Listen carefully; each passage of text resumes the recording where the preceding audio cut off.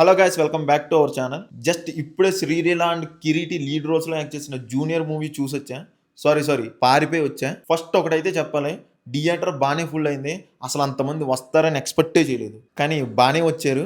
Next complete రివ్యూలోకి వెళ్లే ముందు మన ఛానల్కి ఎవరైనా కొత్తగా వస్తే కింద కనిపిస్తున్న సబ్స్క్రైబ్ బటన్ కొట్టేయండి. అండ్ అలాగే వీడియోని ఎండ వరకు చూడండి, మంచి ఫన్ ఉంటుంది. మూవీ అయితే నాకు అస్సలు నచ్చలేదు భయ్య. కుక్క రాడ్ ఉంది మూవీ. 90mm rod దింపేశారు. జనాల మీద పగ తీర్చుకోవాలనుకున్నారో ఏంటో. అరే బాబు, మూవీస్ కాపీ కొడితే కొట్టారు, కానీ హాలీవుడ్ మూవీస్ నుంచి అయినా కొట్టండి రా, కనీసం ఒక లెవెల్ అయినా ఉంటది. మరీ దారుణంగా మన మూవీస్ నుంచి మనం కాపీ కొట్టడం ఏంట్రా బాబు. ఇంకా స్టోరీ విషయానికి వచ్చేస్తే ట్రైలర్ చూసినట్టు ప్రతి ఒక్కడికి అర్థమవుద్ది. అసలు చెప్పడానికి ఏమీ లేదు. మన తెలుగు సినిమాలన్నీ మిక్స్ చేసి రుబ్బేసి మొత్తం ఏదేదో చేసేసారు.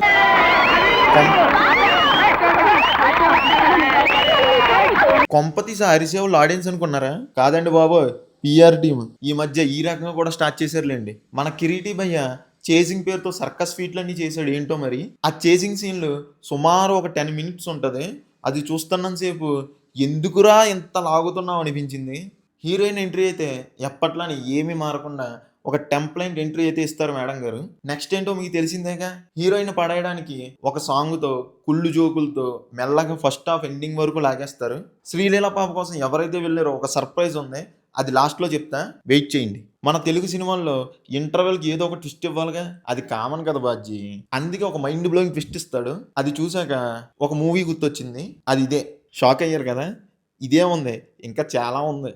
ఆగండి, ఇంకా అయిపోలేదు, సెకండ్ హాఫ్ ఉందిగా. ఇలాంటి చాలా ఉన్నాయి ఇంకా దాచాం. Now story shifted to village. అది ఇంకా అక్కడి నుంచి శివాజీ, శ్రీమంతుడు, భరతను నేను అన్ని కలుపుకుంటూ చెప్తా. ఫస్ట్ టైం బ్రో ఏమైనా ఒక సాంగ్ వస్తే బాగుంది అనిపించింది. మన దరిద్రానికి పెద్దగా సాంగ్స్ కూడా లేవు, పైగా కామెడీ కూడా లేదు. కమెడియన్స్ అయితే ఉన్నారు కానీ కామెడీ చేయడానికి లేరు, భజన చేయడానికి పెట్టారు. ఇవి సరిపోదన్నట్టు ప్రీ క్లైమాక్స్ కి ఇంకో ట్విస్ట్. అది చూసాక ఇదంతా అయిపోయాక క్లైమాక్స్ ఒక ఫైట్ వస్తుంది. దాని గురించి ఎంత తక్కువ మాట్లాడుకుంటే అంత బెటర్. అయినా ఫైట్ చేయకుండా గాల్లో పోజులు పెడుతున్నారు ఏంట్రా సామి. ఇన్ని దరిద్రాలు చూసాక ఇంకేం ఉంటాయో అనుకున్నా, కానీ ఐ డిడ్ ఏ మిస్టేక్. ఇంకో ట్విస్ట్ ఉంది. ఇంకా అది చూసాక థియేటర్లో ఉండగలం ఏంటి, లగెత్తుకుని ఒకటే పరుగు. నెక్స్ట్ పెర్ఫార్మెన్సెస్ అయితే హీరో ఫాదర్ రోల్ యాక్ట్ చేసిన ఆయన యాక్టింగ్ అయితే కొంచెం బెటర్ గా ఉందనిపించింది. కాకపోతే లిప్సింగ్ కి అస్సలు కుదరలేదు.